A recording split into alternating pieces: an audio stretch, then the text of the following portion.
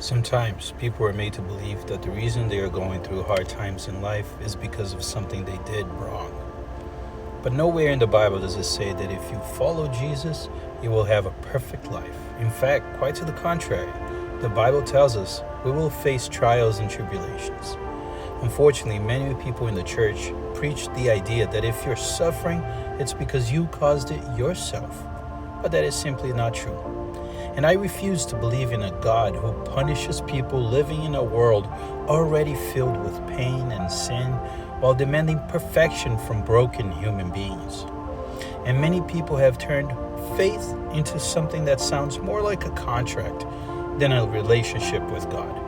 Almost as if the message is, if I pray the right way, say the right words, have enough faith, or live perfectly enough, then God is obligated to protect me from suffering and give me the life I ask for. But God is not a contractor signing off on agreements based on human performance.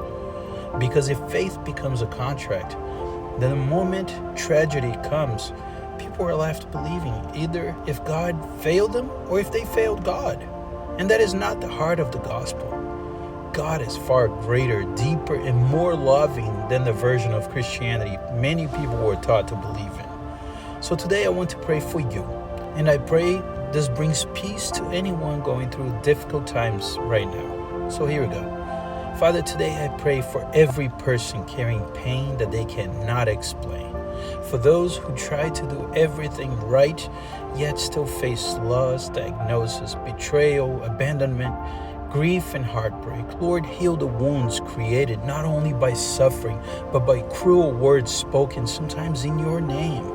For those who were told that their pain was their fault, for those who felt abandoned by you, and for those whose faith was crushed by shame and condemnation, bring restoration. Teach us to know you not as a contract, but as a loving Father who stays near in suffering.